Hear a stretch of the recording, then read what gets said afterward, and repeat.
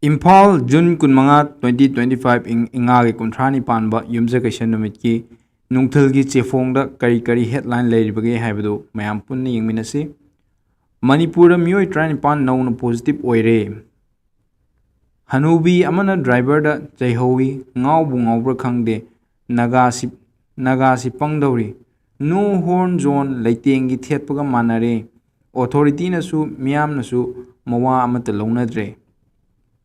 Dima hasauda ching khairakpadagi Manipur yorokadaba truck sing pallaga laire matam sangna lambida palakbana broiler lising kya sire K Biswajit Samajwadi Party ki president hapkhre Yankhai mathoi suba foundation day pangthokre gari huran ba phare MP oirakpa chahi phabagi thoram pangthokre constitution hatkiba numit thoram pangthokre MP Bimolna ambulance khusin nakre lemna ya layeng bagi camp pangthokre Bombayna luchingba UNLF ki kadar taret pripak pro ki kadar ama police na fare Mizoram da Myanmaris lising kuntrani thoi ki biometric data lawgadawri Kangpokpi da National Highway thingjilaga kuki singna rally chatkre Leibak sida ahan bu oina imung khudingmakki senthok ki survey pangthokadawri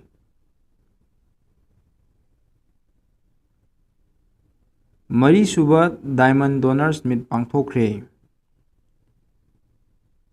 Mapal lamgi pauda Iran na ceasefire thugaire masi singina ko ye wild kati gi headline singni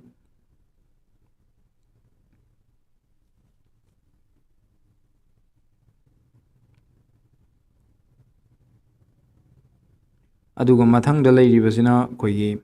Nungthigi Chefong Kangla pau da leiriba headline singsi ahambada headlines ki ihan hanbada important oina rate na mark tawduna wafam mukak thami Gola tabi ki wathok aikhoina thabakna utholakpa pami aikhoina achumma wael pami amju amasung EGM na phonglorokpa slogan amkhak rate na kodet tawduna ihan hanba headline singgi distinction oina ba phongli Kakchingda cleanliness drive hogdokre rally chatkre Haujik thokliba irang asiga mari leinana NIA amasung CBI na kuki gi miyoi kya phaba punbagi thawong adubu yaningde haiduna ngasi Kangpokpida kuki CSO singna senduna protest rally chatkre Atai leiriba important oiba headline singda Indira Gandhi na emergency laukthoktuna miyamgi hak matkiba thawongi mayokta Sambidan Satya Divas pangthokre Nupi khunaina hiram ayambada saruk yarabasu decision making gi lamdadi khara sothari H Sudhir Kumar Mar community bu ijat sokhannaba honakiba thawong yaningde Textile sector chawkhatnaba Manipurda textile park sanabagi thawrang loire additional CS IDB sing mayumda hanjindriba fawbadi irang loisille lawba yaroi Bimol Lawmi singda ataba mamalda har amasung phawdi sing phangankre landslide na lambi fawnadre Sima sahani gi mihata chenaba khudingmak chap manaba dandi pigedabani JAC party ge hiram amatada mari leinade masigi headline simadi akhoi context se karino understand tawbang amhandre aduna matek matang pathokjarake hokhiba tang kunmari da Manipur police na pripak pro gi active cadre ni haina phari haiba thodam zone Jackson Allies John Allies Hamjit chahi 94 Leifam Liwa Road Ohong Sangbam Lekai Hairiba Miyoi asi Pripak Pro amasung masigi lanmi singlup Finghang lanmiga hiram amatada mari leinade Micham Miyambu hekta pharaga maral pisinbagi hainabiga Laichunaraba Manipur Police amadi Indian Force ki thabak thoram singdagi miyamna mikup nahum singna lainaba Jackson Wapam Thamli Haina Loan Thinkraba Pripak Pro gi Assistant Publicity Secretary L Ningsing Bana Thadorapa Chirol Amana Hairi Diamond Donor Meet ki thoram pangthokre masi singchi ngasi gi oiba yamna important oiba headline sing oiri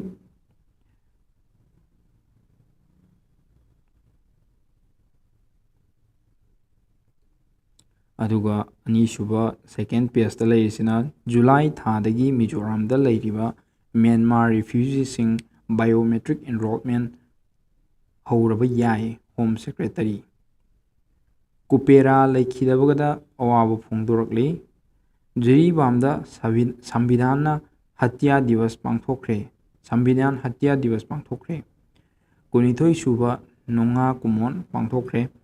headline sing je makha taba atopa khogi yamna important oba paw evening Nungthigi Chefong oiba khogi Imphal Times da kari headline leiribagi habadu amu yengminasi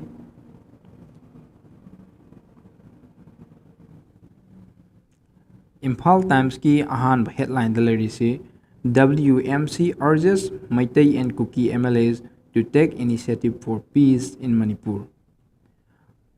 COVID-19 cases see sudden spike in Manipur. Health authorities urge vigilance. Landslide on Imphal Jiribam Road, leap over IT vehicles stranded. RIMS Imphal introduced digital facilities to enhance patient service. MP Dr. Angomcha Bimol Akoijam donates 7 ambulances to Red Cross Society. Rath Yatra preparation underway with participation from 27 religious and cultural groups. One Child, One Plan campaign launched in Kaching. Haribasingshina Imphal Times headline oiri. Ngasi oinadi Nungthigi Chefonggi headline sing asi Imphal Times sina aroiba oirage.